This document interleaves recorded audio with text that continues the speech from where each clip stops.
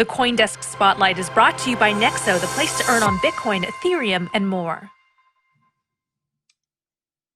All right, Thesis, the crypto incubator behind the Fold crypto rewards app and the decentralized Keep protocol, announcing a $21 million Series A funding round led by Polychain Capital and others. Joining us now is Thesis CEO and founder Matt Luongo. Welcome to the show, Matt. So congratulations on this raise. You plan to build out existing projects and spin up new ones. Tell us a bit about that. Oh, I think you're on mute, Matt. Sorry, guys. Yeah, so we build a bunch of things in the space. You mentioned Fold and Keep. We launched Saddle early this year. And then coming up, we have plans to launch a wallet product and to continue to work in the DeFi and sort of cross-chain space. I think probably what's interesting is our model is a little bit different. We aren't a VC. We incubate everything internally. We don't take pitches. Like, we're not like a Y Combinator. We just find stuff that fascinates us in the space and we launch products. So in terms of finding stuff that fascinates you in the space, do you have any just kind of general thoughts for investors? Like, what are some of the common mistakes you think that investors make in the crypto world when they are sizing up projects? Yeah. So this might not be as useful for public investors, though, you know, things get public so quickly with tokens flying around. One of the things that I'm seeing is that a lot of the teams in crypto are incredibly junior. And sometimes that works out very well. So you have the story of like Hayden at Uniswap, and that's been an incredible success. But a lot of the time you have people who aren't operators and really can't deliver. And so I think that that's something that people should look out for. You know, since 2014, we've always had people overpromising and under-delivering in our space. It's kind of a hallmark. But it's especially bad right now at this either the middle of a bull market or tail end, I guess, depending on how you look at it. Where people can very easily say that they're going to do something and then just sort of not. That's a really good point. I mean, it's definitely something challenging in the crypto industry because it is a very young industry and there's a lot of people that sort of come out of nowhere. So I'm just curious, like, how do you gauge someone's ability to deliver? You know, I mean, it's like, how can you even tell that? Because obviously one way is like a track record, but you know, you are seeing a lot of people in crypto who are like very young. This is their first thing. And as you said, some of them are very successful. So what are some of the markers you use to figure out if someone can deliver or not? Yeah, that's the billion-dollar question. So what I look for, I actually don't necessarily look for a history of delivering, right? Because if you have a history of delivering, I'm probably already too late.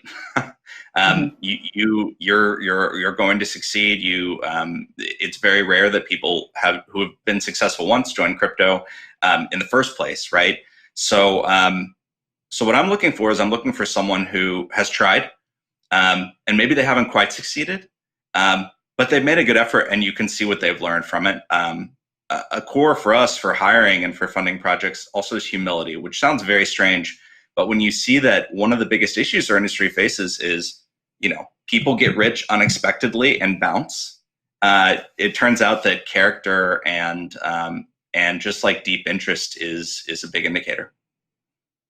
So Matt, $21 million, a lot of money. What do you need it for exactly? How's it being allocated? Sure. So we've got a few irons in the fire, I guess I should say. So right now we're supporting 4 active projects: Fold, Keep, and Saddle, and then a quietly launching Web3 wallet a little bit later this year. So in addition to building out those and continuing to support, the plan is to start with spinning out around 2 projects per year, which is kind of like a nice clip. It's not like Silicon Valley accelerator style. It's each project we think we can really craft, and then to increase that. And you know, part of it, of course, is I want to make sure that we're in a very good spot regardless of market conditions. So I think a lot of us like to keep crypto on the balance sheet until we don't. Sometimes it works out very well, sometimes it doesn't. And making sure that you can continue to take shots regardless of the market gives you a great position. Yeah, you mentioned a unnamed Web3 wallet. It's open source and it seems to be a competitor to MetaMask. So looking forward to seeing that. You're in a unique position as a crypto incubator. So I'm wondering, you get pitched a lot of projects, a lot of ideas. What are the key trends you see as the brightest, hottest right now? Great question. I think there's a lot of Me Too DeFi right now, and I think that we're all waiting for the next trend, right? DeFi is clearly here to stay. There's something with NFTs. I'm going to be honest. I'm like the worst person I'm just not cool enough to understand NFTs. I think just like two kids, and NFTs are not my thing anymore. But I think we're looking for what's after DeFi, and the narrative has expanded so much that it's hard to even say that anything after DeFi won't just be called DeFi because of how. What do you mean by Me Too DeFi? I didn't quite get that reference. Yeah, so it's really easy to say, okay, now I'm going to launch an options platform with this parameter changed, or now I'm going to launch the next swap on the next, maybe it's Avalanche or Solana. So there's this opportunity where the gamble that you're making is which of these chains is going to win. And you can say, okay, well, for example, if Uniswap is not going to pursue other chains, I will. And if that chain wins, then, you've got a success. So there's plenty of money to be made there if that chain wins. If it doesn't, it's going to be a flash in the pan.